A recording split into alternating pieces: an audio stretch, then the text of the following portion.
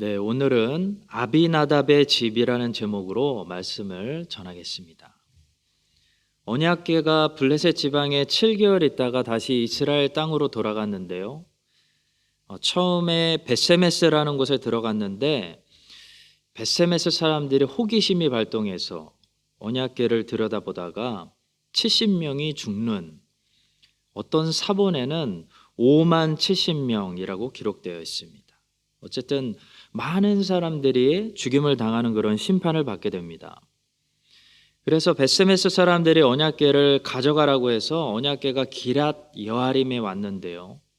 아무도 무서워서 이 언약궤를 원하지 않으니까 산에 살고 있는 아비나답의 집으로 옮겨다 놓았습니다. 그리고 아비나답의 아들 엘르아살이라는 사람을 거룩하게 구별해서 여호와의 궤를 지키게 했습니다. 그런데 놀라운 것은 이 아비나답의 집에서 언약궤가 굉장히 오랜 시간 동안 잘 있었다는 것입니다. 지금 언약궤는 블레셋 땅에서 가는 곳마다 재앙을 가져오고, 또 이스라엘 땅에서도 벳세메스 사람들을 죽게 만들었던 그런 모든 사람들이 두려워하는 그런 언약궤인데요. 이 언약궤가 아비나답의 집에 들어가는 순간부터 굉장히 오랜 시간 동안 잘 있었다는 것입니다. 얼마나 오래 있었을까요? 사무엘상 7장 2절에 보시면 20년 동안 잘 있었다고 말씀하고 있습니다. 그러나 이것은 사무엘이 7장에서 미스바 종교개혁을 일으킬 때까지의 시간을 가리키는 시간이고요. 사실 이때부터 약 50년의 시간을 더 추가해서 약 70년을 언약궤가 아비나답의 집에 있었습니다. 역대상 13장을 보시면 다윗이 기럇 여아림에 있는 아비나답의 집까지 직접 찾아가서 수레를 가지고 언약궤를 예루살렘까지 옮겨오려고 했다는 것을 알 수 있습니다. 역대상 13장 5절부터 7절을 제가 읽어보겠습니다. 이에 다윗이 애굽의 시올 시내에서부터 하맛 어귀까지 온 이스라엘을 불러 모으고 기럇 여아림에서부터 하나님의 궤를 메어오고자 할세, 다윗이 온 이스라엘을 거느리고 바알라 곧 유다에 속한 기럇 여아림에 올라가서 여호와 하나님의 궤를 메어오려 하니, 이는 여호와께서 두 그룹 사이에 계심으로 그러한 이름으로 일컬음을 받았더라. 하나님의 궤를 새 수레에 싣고 아비나답의 집에서 나오는데 우사와 아이오는 수레를 몰며 라고 말씀하고 있습니다. 언약궤는 기럇 여아림에 있는 아비나답의 집에 도착해서 사무엘이 미스바 개혁을 일으킬 때까지 20년 동안 잘 있었습니다. 그 후에 사울 왕의 통치가 40년이 있었고, 다윗이 헤브론에서 유다 왕으로 7년 반 통치한 후에 통일 이스라엘의 왕이 되었고, 그 후에야 다윗이 언약궤를 예루살렘으로 옮겨왔기 때문에 언약궤는 적어도 70년을 아비나답의 집에 머물렀던 것입니다. 하나님의 임재를 상징하는 이 언약궤는 7개월 동안 블레셋 땅을 돌아다니며 가는 곳마다 블레셋 땅을 사람들에게 재앙을 가져왔습니다. 또 벳세메스 사람들에게도 죽음을 가져왔습니다. 이런 두려운 언약궤가 어떻게 아비나답의 집에서는 70년 동안이나 긴 세월 동안 죽음이나 재앙을 가져오지 않고 잘 지낼 수 있었을까요? 이 비결을 통해서 우리는 어떻게 해야 하나님을 오늘날 우리가 지속적으로 잘 모시고 섬길 수 있는지를 배우게 됩니다. 첫 번째로, 언약궤를 잘 지키려면, 다시 말해 하나님을 잘 섬기려면 하나님이 그어 놓으신 죄의 기준을 옮기지 말아야 됩니다. 하나님은 언약궤에 대해서 분명한, 넘지 말아야 되는 그 선을 말씀하셨습니다. 그것은 보지도 말고 만지지도 말라는 것이었습니다. 민수기 4장 15절의 말씀입니다. 진영을 떠날 때 아론과 그의 아들들이 성소와 성소의 모든 기구 덮는 일을 마치거든 고앗 자손들이 와서 맬 것이니라. 그러나 성물은 만지지 말라. 그들이 죽으리라. 회막 물건 중에서 이것들은 고앗 자손이 맬 것이며 만지지 말라는 명령입니다. 또 민수기 4장 20절의 말씀입니다. 그들은 잠시라도 들어가서 성소를 보지 말라. 그들이 죽으리라. 보지 말라는 말씀입니다. 보지도 말고 만지지도 말라. 그것이 언약궤에 관한 하나님의 말씀입니다. 아비나답의 집이 70년 동안이나 언약궤를 안전하게 지킬 수 있었던 비결은 보지도 않고 만지지도 않았기 때문입니다. 하나님의 이 말씀만 지키면 70년이 아니라 700년이라도 언약궤를 모실 수가 있습니다. 문제는 하나님의 말씀을 무시하고 그것은 죄다라는 하나님이 그어주신 그 선을 넘기 때문에 문제가 발생하는 거죠. 죄 없이 사는 사람은 세상에 한 사람도 없습니다. 그러나 모든 죄인들은 죄를 지은 후에 두 가지 부류의 죄인들로 나눠집니다. 한 부류는 죄를 짓고 죄를 회개하는 사람들입니다. 또 한 부류는 죄를 짓고 죄를 회개하지 않는 사람들입니다. 누가 죄를 짓고 회개할까요? 죄가 죄라는 것을 인정하는 사람들, 하나님이 그어주신 그 선과 악의 기준을 두려워하는 사람들, 인정하는 사람들이 죄를 회개합니다. 그러나 죄를 죄로 인정하지 않는 사람들, 하나님이 그어주신 선과 악의 기준을 무시하는 사람들은 죄를 짓고 죄를 회개하지 않는 거죠. 죄를 진 사람들이 지옥에 가는 것이 아니고 정확히 이야기하면 죄를 짓고 죄를 회개하지 않은 사람들이 지옥에 가는 것입니다. 천국에 가는 사람들은 죄를 짓지 않은 사람들이 아니라 죄를 짓고 죄를 회개한 사람들이 천국에 가는 것입니다. 천국과 지옥의 차이는 죄를 짓고 죄를 안 짓고 있는 것이 아니라 회개에 있습니다. 회개하려면 죄를 먼저 인정해야 됩니다. 하나님이 구별해 놓으신 그 선을 인정해야 된다는 거죠. 동성애 합법화가 무서운 것은 동성애 죄만 끔찍한 죄이기 때문이 아닙니다. 동성애 죄나 간음죄나 미움죄나 질투하는 죄나 다 죄는 똑같이 우리를 지옥에 보낼 수 있습니다. 그러나 동성애 합법화가 심각한 문제가 되는 것은 그것이 죄이기 때문만이 아니라 죄를 죄라고 인정하지 않는 죄이기 때문입니다. 살인은 누구나 다 죄라고 인정합니다. 살인자를 잘했다고 칭찬해 주는 사회는 없습니다. 살인자는 처벌을 받습니다. 그러나 동성애자를 괜찮다고, 문제가 없다고 칭찬해 주고 오히려 격려해 주는 사회가 이미 여기 왔다는 거죠. 그러면 동성애죄를 앞으로 아무도 죄라고 여기지 않을 것이고 죄라고 여기지 않기 때문에 회개하지 않을 것이고 회개하지 않으면 지옥에 가기 때문에 동성애 합법화를 그렇게 심각하게 반대하는 것입니다. 성도 여러분, 죄는 절제의 대상이 아니라 회개의 대상입니다. 죄는 줄인다고 우리가 잘하는 것이 아닙니다. 절제는 줄이는 것을 말하는 거죠.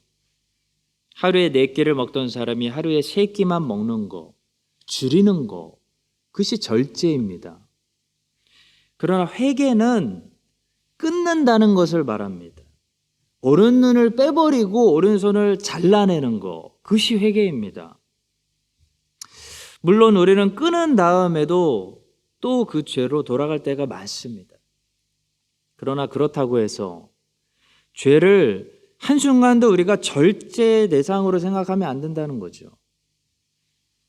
죄는 100번 회개하더라도 100번 회개하면서 끊을 생각을 해야지 좀 줄이겠다, 잘 컨트롤하고 절제하겠다라는 생각을 품으면 안 되는 것입니다.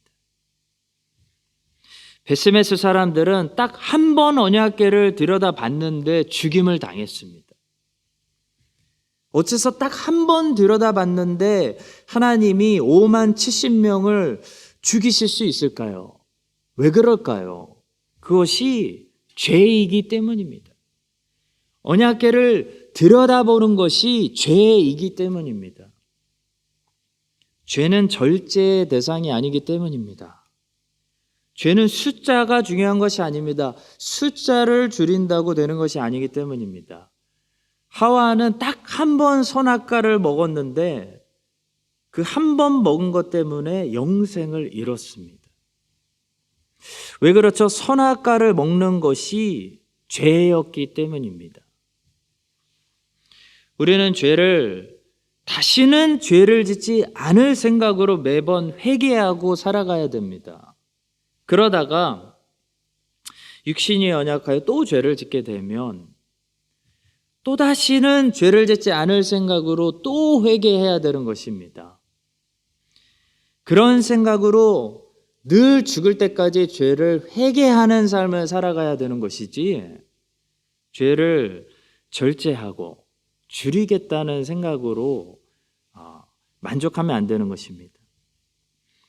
죄는 절제의 대상이 아니라 항상 회개의 대상입니다.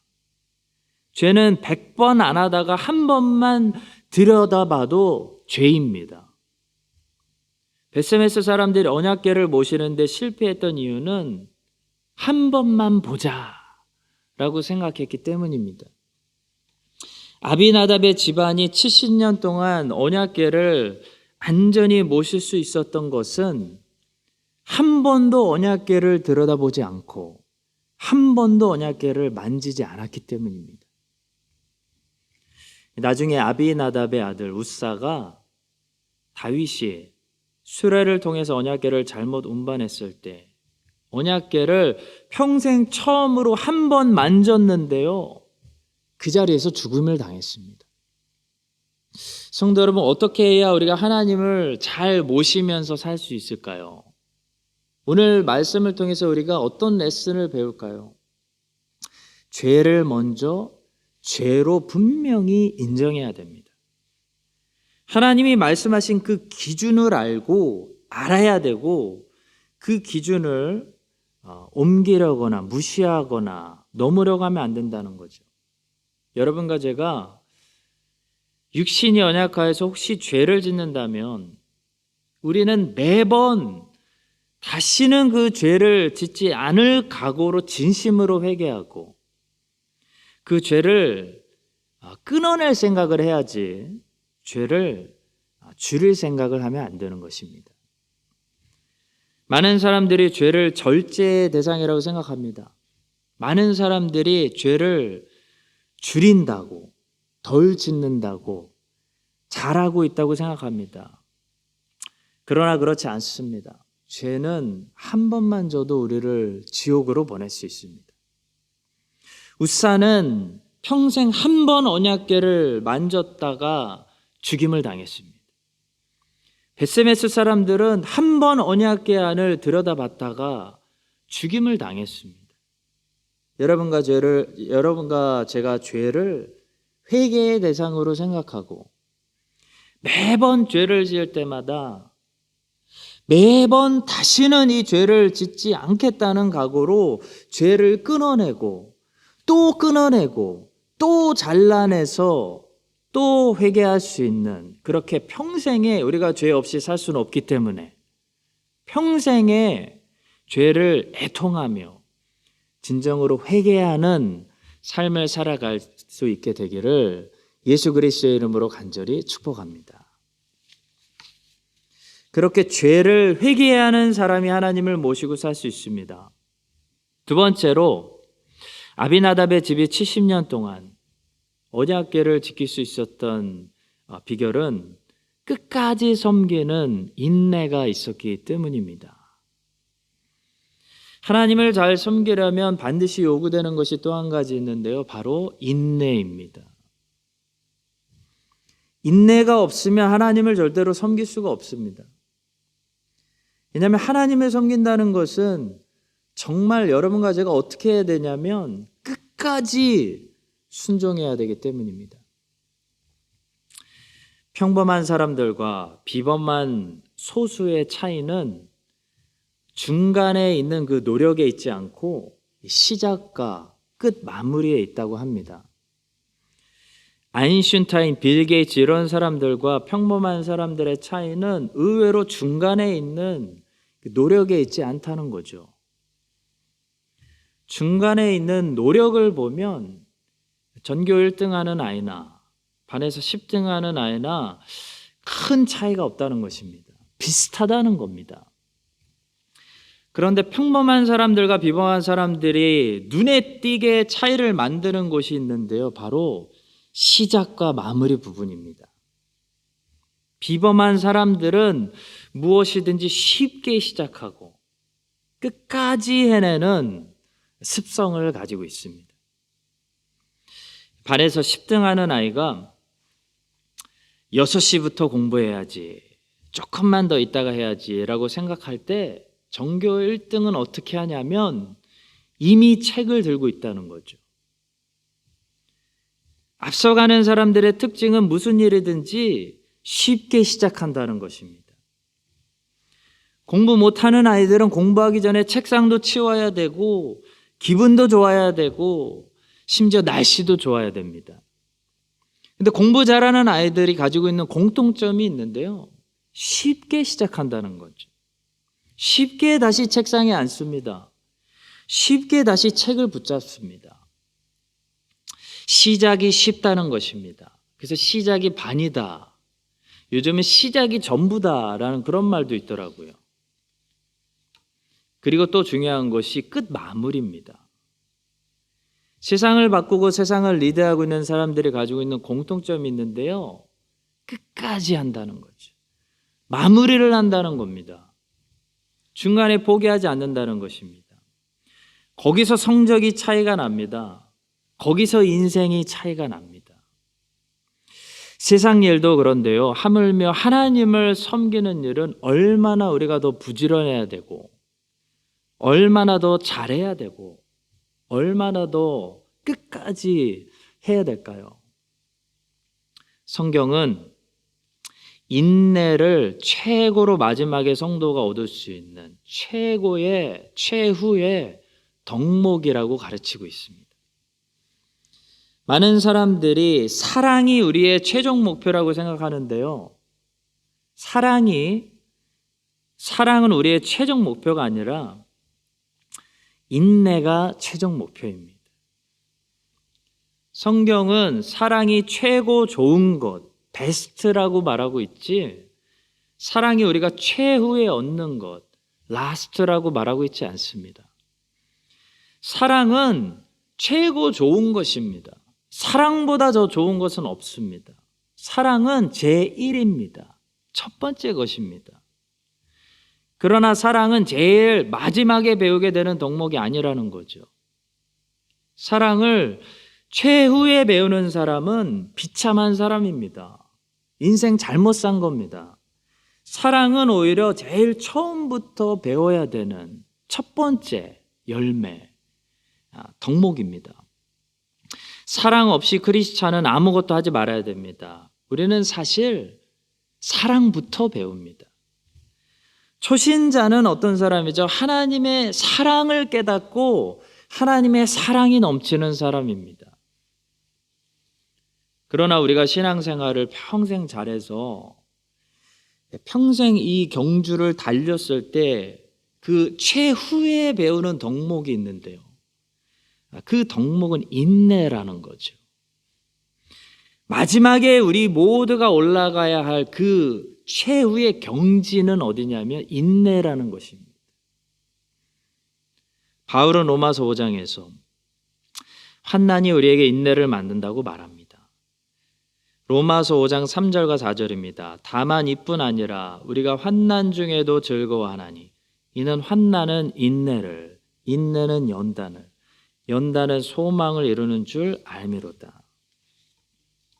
요한계시록은 세상이 마지막으로 갈수록 성도들에게 요구되는 것은 끝까지 견뎌내는, 끝까지 믿음을 지키고 순종하는 인내라고 말씀하고 있습니다.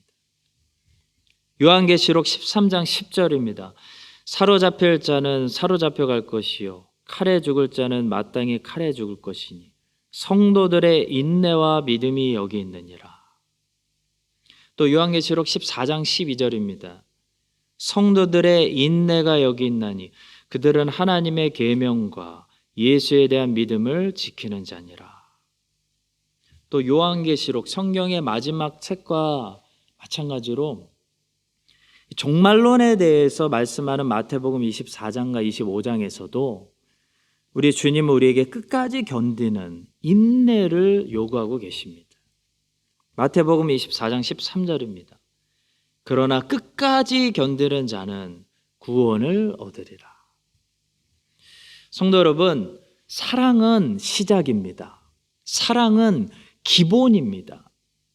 크리스찬이 무슨 일을 하든지 우리가 사랑으로 하지 않으면요, 그것은 기본이 안 된 겁니다.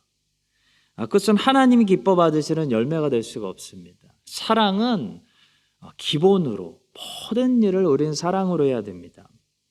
그러나 사랑은 우리의 최종 목표가 아닙니다. 사랑은 당연한 것이고 우리가 우리의 신앙생활에서 도달해야 되는 경지는 끝까지 순종할 수 있는 인내의 덕목입니다. 아비나답의 집안이 70년 동안이나 언약궤를 지킬 수 있었던 것은 그들에게 끝까지 하나님을 섬길 수 있는 인내가 있었기 때문입니다. 성경에 나오는 주님을 섬기는 제자들을 보십시오. 한결같이 무엇을 가지고 있습니까? 끝까지 주님께 순종할 수 있는, 끝까지 믿음을 지킬 수 있는 인내의 열매를 맺었습니다. 인내가 없으면 우리는 예수 그리스도를 섬길 수가 없습니다. 예수 그리스도를 따라가고 섬기려면 인내를 가져야 됩니다. 주님은 우리에게 끝까지 순종할 것을 요구하시기 때문입니다. 여러분과 제가 인내의 덕목을 배워서 잘 순종하는 것도 중요하고 열정으로 순종하는 것도 중요하지만 끝까지 순종할 수 있는 그런 착하고 충성된 종들이 다 되시기를 예수 그리스도의 이름으로 간절히 축복합니다. 마지막 세 번째로 언약궤를 지키고 하나님을 섬기는 사람은 효율성보다 언제나 진리의 말씀을 따라가야 한다는 사실을 배우게 됩니다. 세상은요, 효율성을 말합니다. 언제나 효율성을 중요하게 생각합니다. 그러나 하나님의 백성들은 일할 때 효율성이 아니라 진리의 말씀을 따라가는 것이 중요합니다. 효율성이 뭐죠? 효율성은 한마디로 일이 더 빠르게 진행되는 것, 일이 더 편하게 진행되는 것, 일이 더 쉽게 진행되는 것을 말합니다. 더 빠르고 편하고 쉽게 진행되는 것을 효율성이 있다라고 말합니다. 세상의 관심은 이 효율성에 있습니다. 그러나 우리 하나님의 자녀들의 관심은 어디 있어야 되냐면 무엇이 옳은지 그른지에 있어야 됩니다. 진리의 말씀에 있어야 된다는 거죠. 70년 동안이나 아비나답의 집이 언약궤를 잘 지켰는데요. 어느 날 다윗 왕이 찾아와서 언약궤를 수레에 싣고 예루살렘으로 가겠다고 말했습니다. 언약궤를 가져가는 것은 좋은데요. 다윗 왕은 틀린 방법으로 언약궤를 가져가려고 했습니다. 언약궤는 고핫 자손들이 어깨에 메고 가야 되는데 수레에 싣고 가겠다는 거죠. 훨씬 더 빠른 방법이고 편한 방법이고 쉬운 방법입니다. 그때 아비나답의 아들 우사와 아요가 언약궤를 실은 수레를 앞에서 몰고 갔습니다. 사무엘 하 6장 3절입니다. 그들이 하나님의 궤를 새 수레에 싣고 산에 있는 아비나답의 집에서 나오는데 아비나답의 아들 우사와 아효가 그 새 수레를 모니라. 우사와 아효가 언약궤를 이렇게 수레에 싣고 가면 안 된다는 것을 알았는지 몰랐는지, 알았는데도 왕의 명령이기 때문에 눈치를 보고 거절할 수 없었는지, 그들의 정확한 동기는 알 수 없는데요. 중요한 것은 동기가 중요한 것이 아니라 그들의 방법이 결론적으로 틀렸다는 것이 중요합니다. 성도 여러분, 하나님을 잘 섬기겠다는 동기를 우리가 가지고 있다고 해서, 그런 마음을 가지고 있다고 해서 하나님을 섬기는 방법이 틀려도 괜찮다고 성경은 말하고 있지 않습니다. 하나님의 말씀은 우리의 동기에 따라 바뀌는 것이 아닙니다. 하나님의 언약궤를 수레에 싣고 옮기는 것이 아니라 하나님의 말씀대로 고아 자손들이 어깨에 메고 옮겨야 하는 방법은 변하지 않습니다. 다윗은 당시 이스라엘에서 제일 하나님이 기뻐하실 만한 마음과 동기를 가지고 있었습니다. 하나님의 언약궤를 어떻게 해서든지 예루살렘으로 모셔와서 하나님을 섬기는 예배 중심의 제사장 나라, 신정국가를 만들어야 되겠다. 세상에서 제일 기특한 마음을, 동기를 품고 있었다는 거죠. 그런데 다윗의 손이 하나님 말씀을 따르지 않고 잘못된 방법을 택해서 언약궤를 옮기려고 했습니다. 그랬을 때 우사가 하나님의 언약궤를 만지는 죄를 범하게 되고, 그 단 한 번의 잘못으로 하나님이 우사의 생명을 가져가시는 그런 심판이 임했다는 거죠. 중요한 레슨이 있습니다. 성도 여러분, 우리가 주님의 일을 할 때는요, 당연히 중심을 보시는 하나님 앞에서 우리의 마음의 자세와 동기가 당연히 중요합니다. 그러나 동기만 중요하지는 않습니다. 동기만 중요한 것이 아니고 하나님의 방법대로, 하나님의 말씀을 따라서 하나님을 섬기는 것이 동시에 같이 중요합니다. 언약궤를 수레에 싣고 옮기는 것은 블레셋 사람들의 방법이었습니다. 아무리 효율성이 높다고 해서 더 빠르게 할 수 있고 더 편하게 할 수 있고 훨씬 더 쉽게 할 수 있다고 해서 세상의 방법들을 우리가 함부로 끌어다가 사용해서는 안 된다는 것입니다. 그래서 하나님이 기쁜 향기의 제사로 받지 않으신다는 겁니다. 언약궤를 어깨에 메고 옮긴다는 것은요, 매우 효율성이 떨어지는 방법이지만 하나님의 방법입니다. 언약궤는 금으로 덮었기 때문에 매우 무거웠습니다. 언약궤를 메는 레위 사람들은 어깨가 다 나갔을 것입니다. 매우 수고스럽고 느리고 긴 시간이 걸리고 불편한 방법입니다. 그래도 그것이 하나님의 방법이기 때문에 순종해야 된다는 거죠. 사랑하는 성도 여러분, 오늘날도 마찬가지입니다. 3,500년 전에도 마찬가지였고 오늘날도 마찬가지입니다. 누가 하나님을 섬길 수 있을까요? 오늘 본문이 우리에게 질문합니다. 하나님이 섬길 수 있는 사람, 이런 사람입니다.